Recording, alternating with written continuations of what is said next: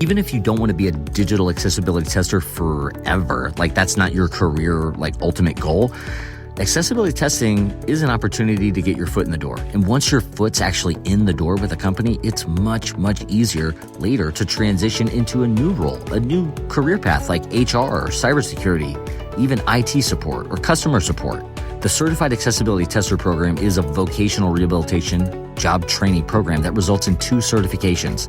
And if you get trained, you get certified, you get a job.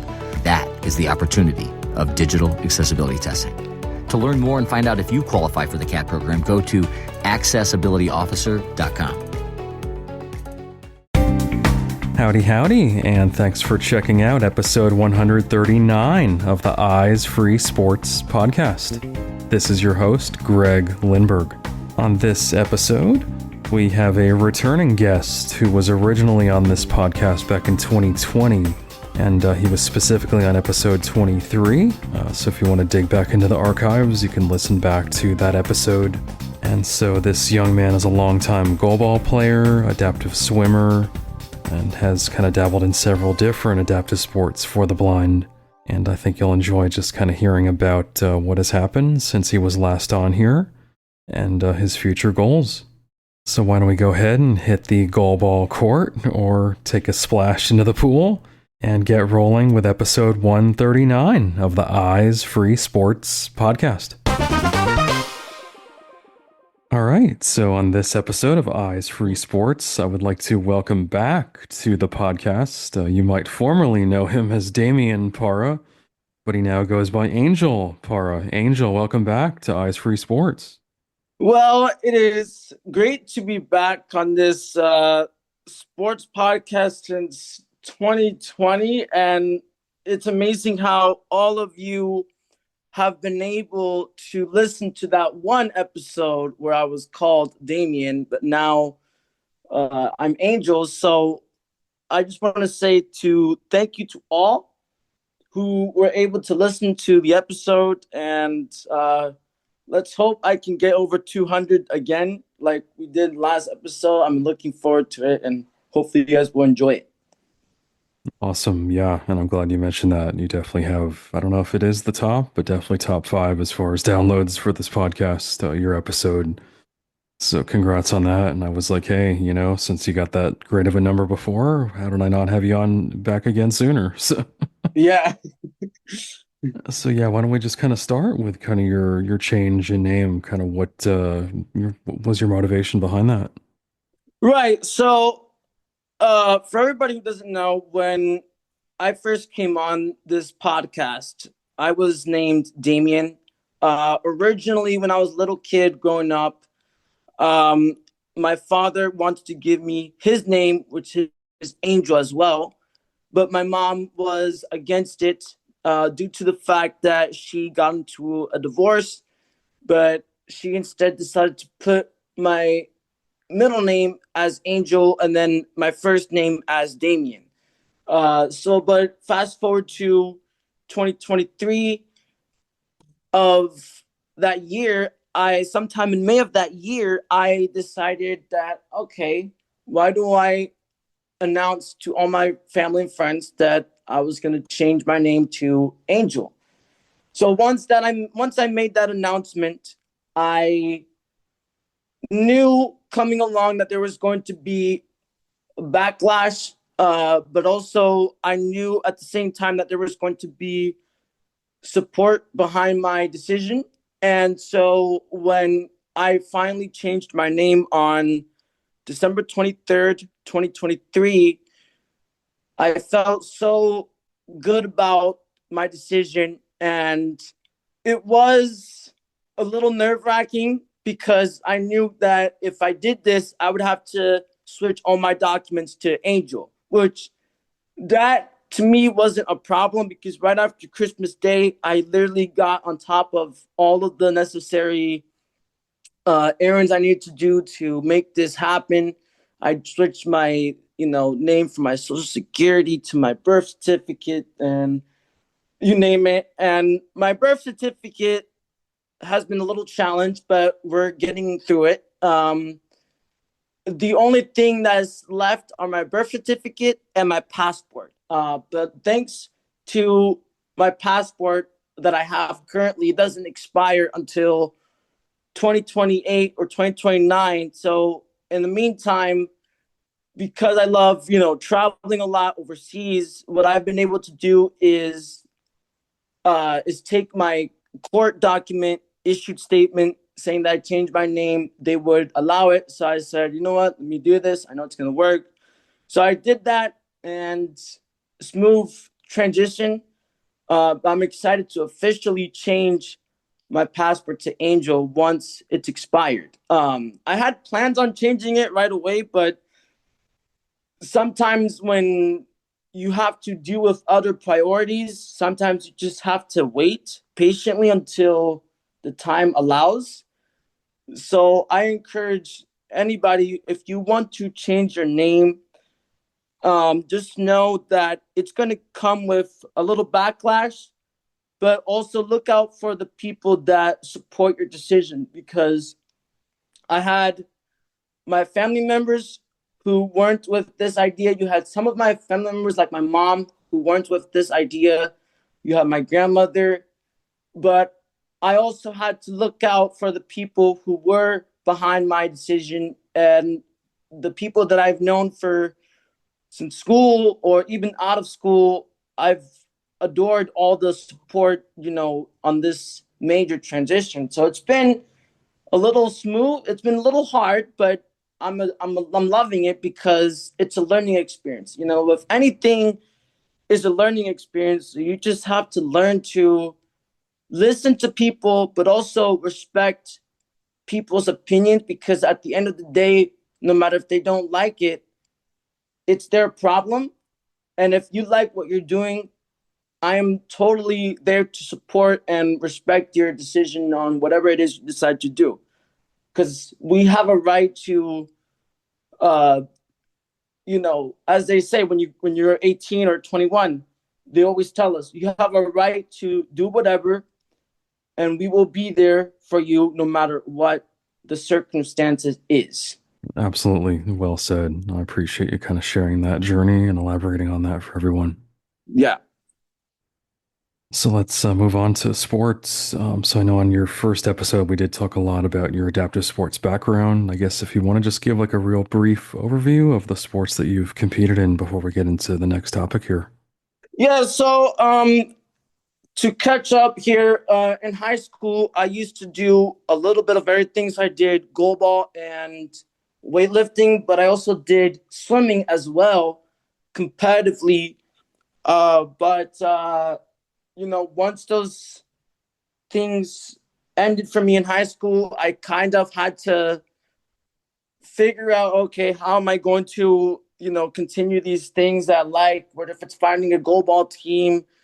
And that wasn't an easy thing to do, because a lot of the sports teams where I live, for anybody who doesn't know, I live in Olympia, and there's not really a goalball team. There's not a goalball team in Olympia, so there were times where my grandma had to drive me up to play with the Tacoma Typhoons, but I ended up dropping out of their team because my grandma just couldn't afford to drive from Yelm to Tacoma. When you go to, Seattle or Tacoma, the traffic sometimes can be very bad if you go during rush hour. But at the end of the day, my grandma has two jobs. She not only is my caregiver, but she also works full time with some older folks who are getting up there in age. So it was a challenge. So eventually I just stuck with swimming, which we'll probably dive into that in the next topic. But I I still I am gonna go back to playing goalball, but I'm gonna be doing that part time, because I'll get to that in later's topic. But yeah, I'm excited to come back to the sport of goalball, and looking forward to make some new memories and friends and stuff like that. So yeah. Nice. Yeah. And I know we can definitely touch more on it here in a bit, Mhm. but you've been pretty accomplished and have traveled the country. I know playing goalball, so I know you're really excited to try and get back into it, as much as you can, and in terms of Yeah. just health wise. Yeah. I mean, health health wise right now is kind of a question up in the air because in 2022 I was visiting family in Boston, and I when I was visiting family, I fainted in the middle of the night. Um, Hmm. so because we didn't know what was going on, it was like 2 in the morning East Coast time, and we were there in the hospital from like 3 a.m. to like 1 o'clock in the afternoon East Coast time, and that was pretty intense because we had no clue what was going on. Fast forward to 2023, in the months of January, February, March, April, May, um, my fainting episodes started to happen more often.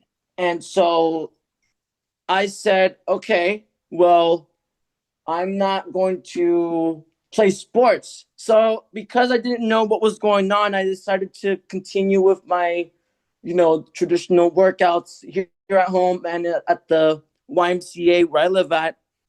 It was sometimes a great day for my body, but sometimes there were days where my body wasn't so great. So therefore I had to not go to the gym and ultimately risking my own health while I'm in a crowded environment. And then late last year, when I was in Florida, I told my aunt that I was wanting to be in the Paralympics in less than 4 years from now. And that went well, but I remember training to compete in swimming because I love one thing for you guys to know. I love water. Okay, so if I'm ever in a swimming competition, I'm a shark in the pool, so you won't have a chance of winning. Let me just say that. But I remember fainting in the pool when I was training. This was last year, and when I realized I was fainting, I asked one of the lifeguards if they could help me get out of the pool because I was fainting. And at the time, I didn't know what was going on still, and we didn't know what was causing the fainting episodes. It was hard to find out what it was until of November of last year, close to Thanksgiving, actually. I was diagnosed with a thing called POTS syndrome. POTS syndrome is where your body's dehydrated, so like you're missing a lot of sodium. And so my doctor recommended to me that I drink a lot of salt, between 8 to 12 grams of salt, because not only I had POTS syndrome, but it turns out that I have a low blood sugar. Thankfully, no diabetes, but he said to me that if I want to cure this, the only way you can do this is by drinking 1 teaspoon of Himalayan salt. Himalayan salt is essentially is not the same salt that we use for cooking, but it's a different kind of salt that basically uh, helps your blood sugar get back up, but not to where it should be. But it definitely will prevent it from you fainting and collapsing. Hmm. And to be honest, fainting is not a fun thing. Definitely not. um, yeah, no. So they told me drink 1 teaspoon of salt before breakfast, and then when you drink water, make sure you have electrolytes, a lot of electrolytes, because that will also help your blood sugar to be normal. It's not going to be normal, which I don't know the number to that, but it's definitely going to prevent it. So yeah, it's very dangerous, but at the same time, it needs to be done. Otherwise, I won't. Yeah. So once I found out the diagnosis in November of last year, I took a 4 month break from exercising because not only I had to reevaluate what I wanted to do moving forward, but also in December of last year, I emailed the Paralympic committee, and I said to them, I was like, hey, I appreciate filling out all the important documents, but I would like to cancel my application due to my recent medical diagnosis. And mind you, when I announced that I was going to be training for swimming for the Paralympics, I was very excited. And I had all these plans of inviting all the people I knew, even my family members, and maybe even some of my friends, if that was the case.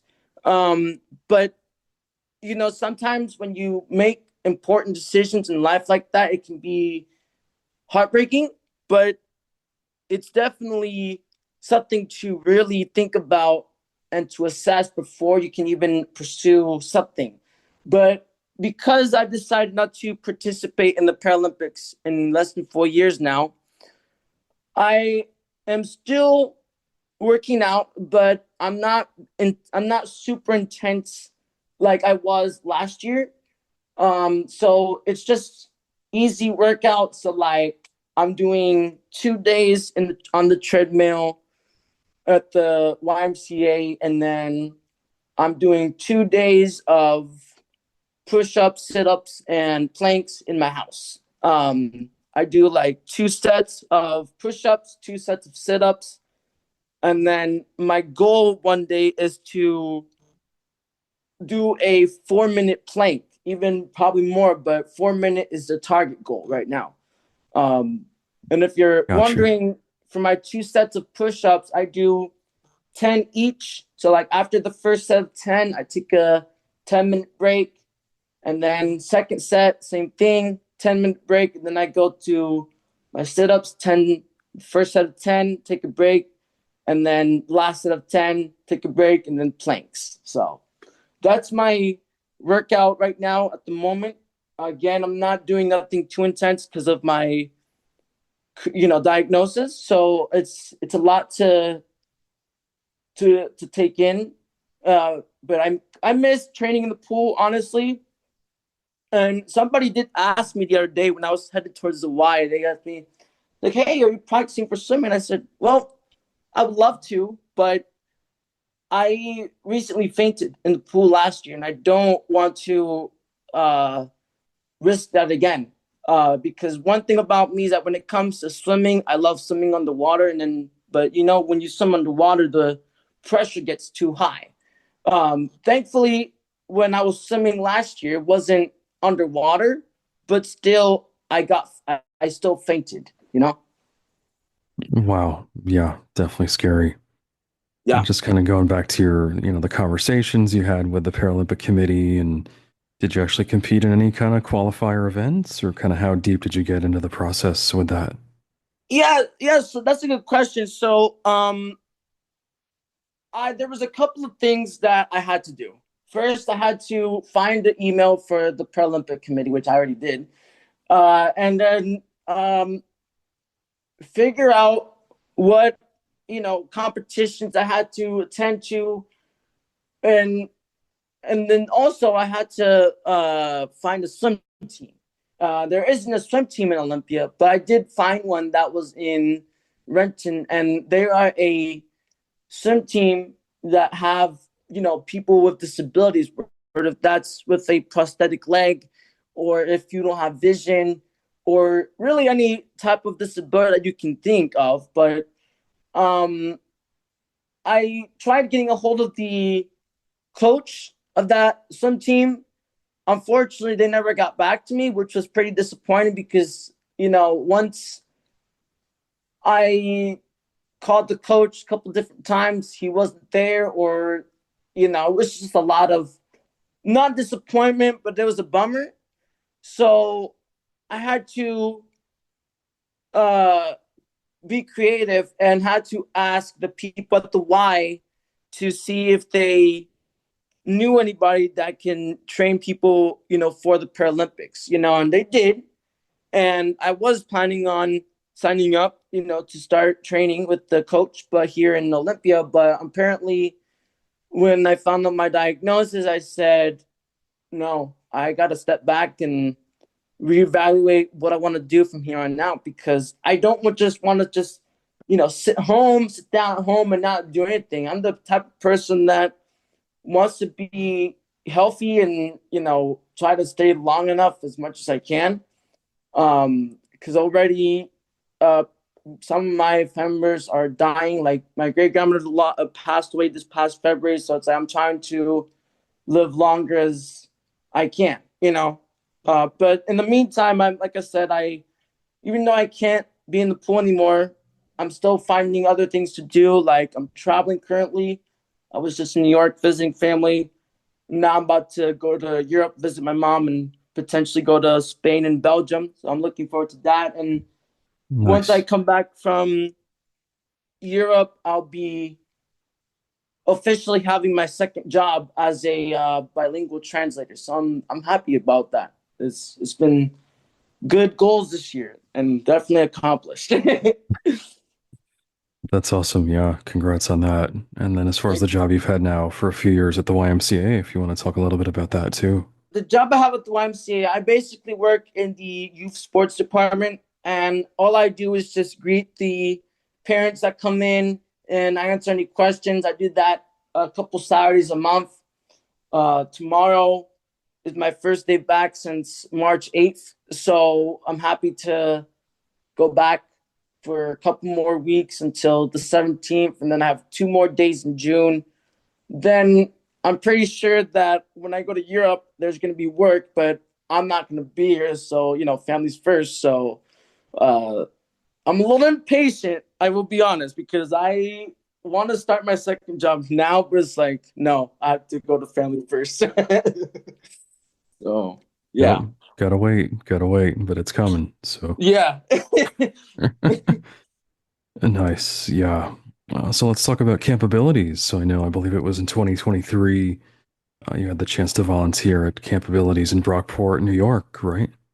Yeah. So in 2023, I went to a camp called Camp Abilities. I was there as a volunteer. And that camp is all about it's a 1 week sports educational camp. So they have everything from goalball, running, tandem cycling, even blind soccer and blind beat baseball. And I was like, that was like my first time experiencing a blind sport that is actually played on the field where you normally play football, soccer, all that. So it was just cool to experience that, not from a camper but from a volunteer perspective, because I was there as a coach. So if you go as a volunteer, you're going to be assigned to a camper. And I will be fair, I did a mistake by going on the same day, by arriving at the same day as the campers, because it wasn't my fault that I went to on the same day as the campers. I was supposed to go a couple days prior to get some of the training done beforehand, but they never told me that, oh, you need to come a couple days prior. So I was like, oh, well, I missed out. But it was at the same time, it was a good timing, because my camper who I was supposed to have, um, he or she dropped out of the event. And so I was like, I guess I'll just go as an extra volunteer in case if they need it. And luckily that was the case. I ended up being a coach for a day, because another coach had to go write up some reports about their camper and what they did, where they could improve, all that. As a coach, if you're going there, you have to report the duties, and I guess they'll do the final copy once everybody's gone. But it was a good time. I loved Brockport. I'd never been. I did regret not planning this out, because I do have a cousin who lives in Albany, and that's only about a 3-hour drive. And I forgot to, make my plans with her for that one weekend where, because all the staff had gone except for a couple others. They didn't leave till like the next day. I was one of those people that left the next day. So it was kind of odd, but I definitely learned my lesson. Next time, if I go back to Brockport, I'm going to plan it out carefully because I love family and family's important. And I've always said I've always wanted to visit Albany. So it makes sense for next time. Nice. Yep.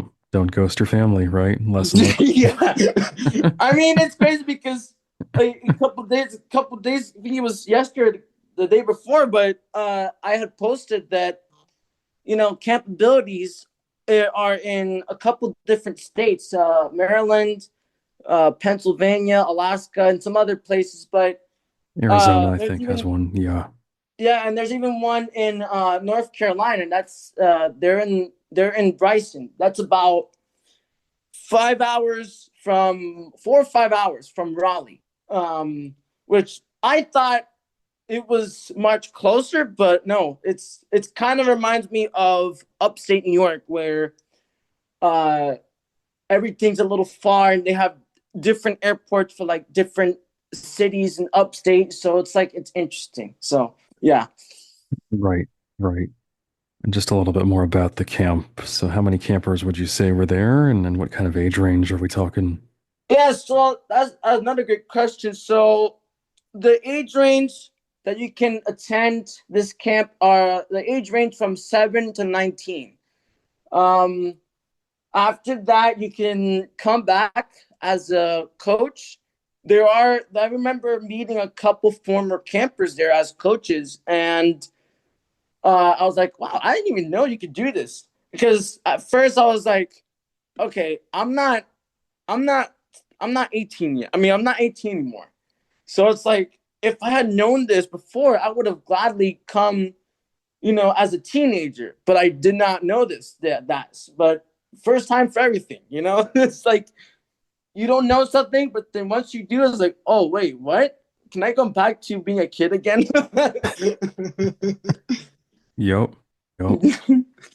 Wow. And did you get to help out with all the sports, or what was your kind of main role or main focus? Yeah, so because I was just, because I was supposed to have a camper, they just, I was able to help out with some of the activities. And I remember, I'll never forget this, but at one point during the week, I remember riding on a tandem bike.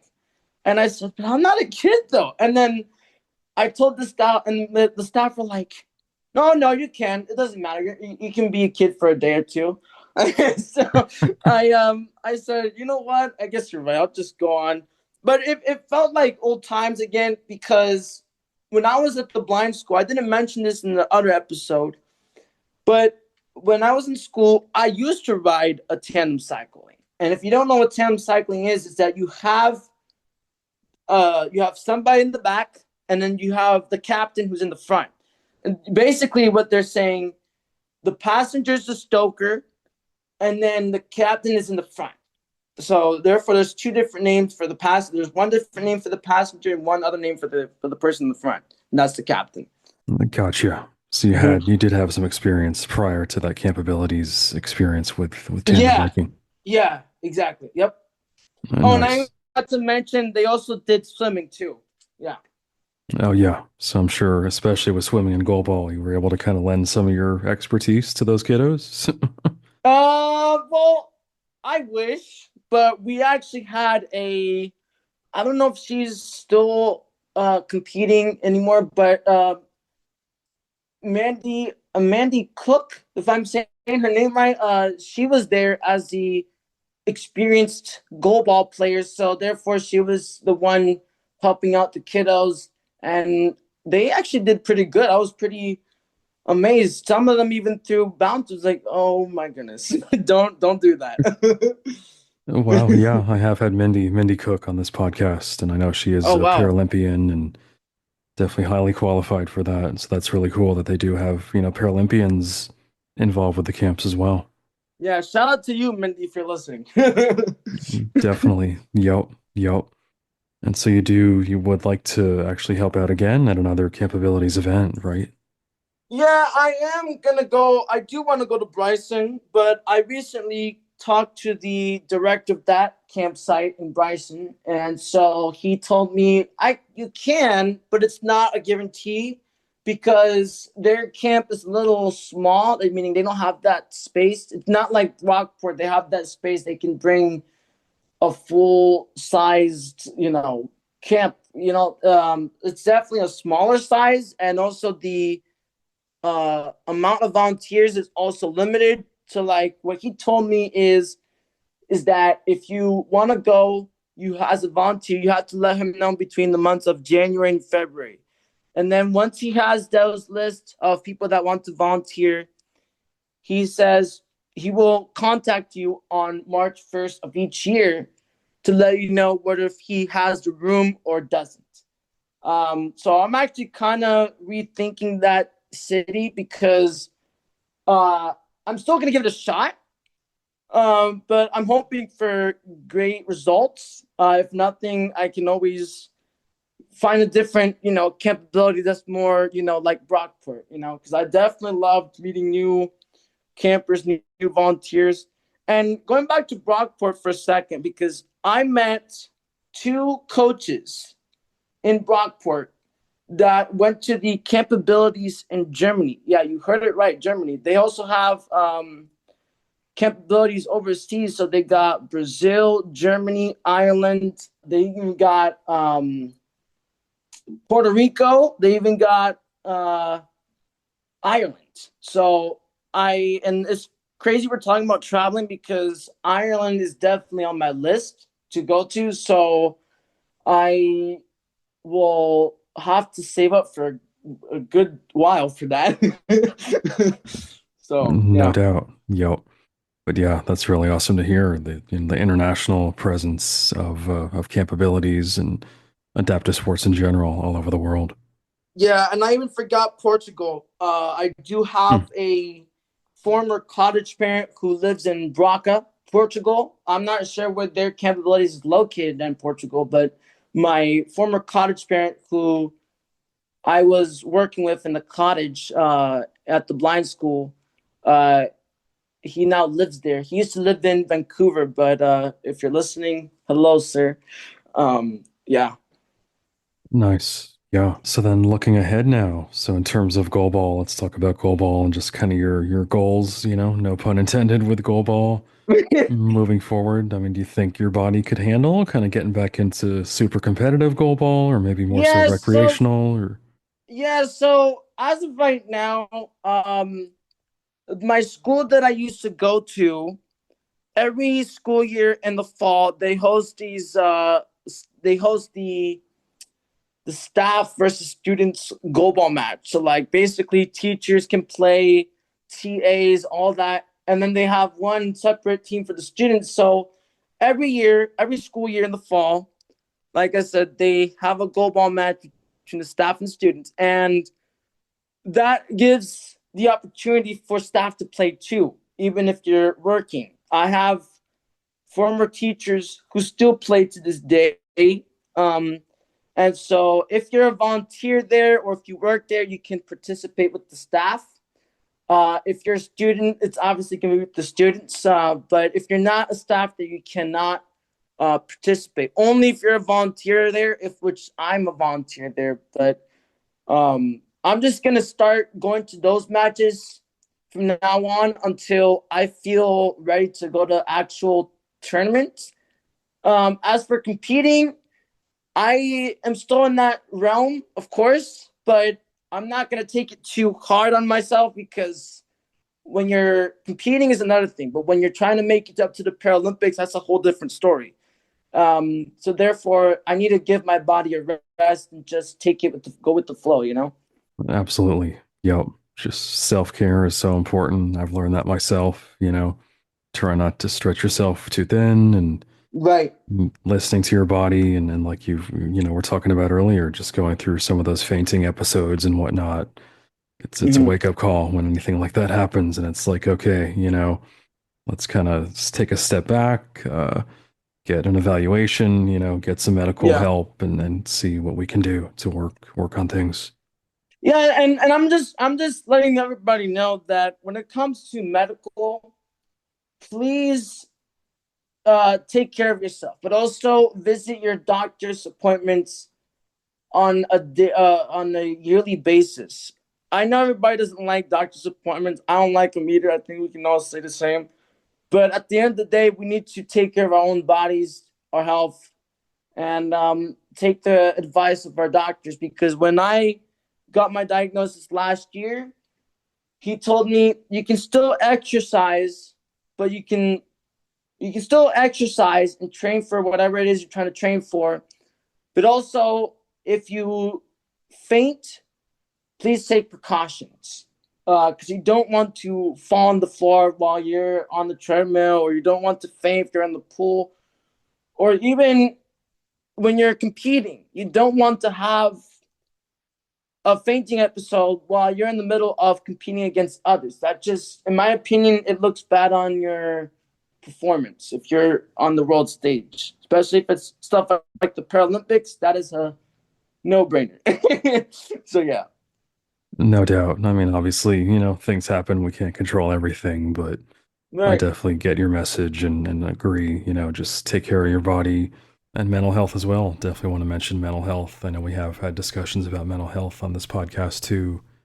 So not only physically, but also mentally, talk to someone if you need help, or, seek professional help, whatever it may be, especially in the disability community. It's, we're all dealing with probably more challenges than those who are fully, able-bodied. So always like to put that out there too.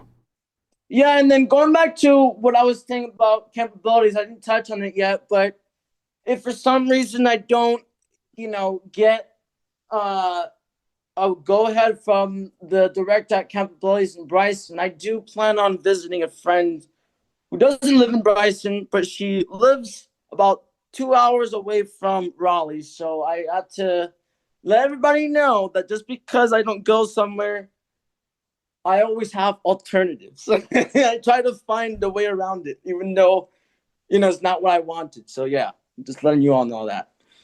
Right. Gotcha.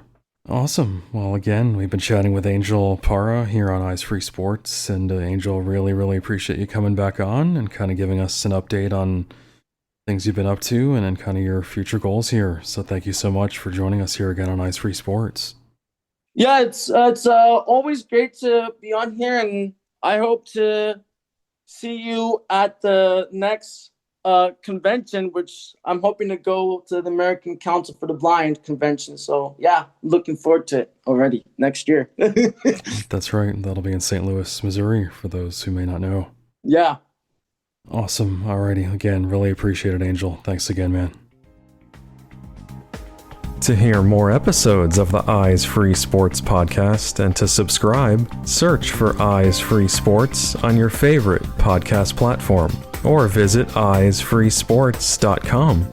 Be sure to follow the Eyes Free Sports podcast at facebook.com/eyesfreesports and on Twitter at Eyes Free Sports.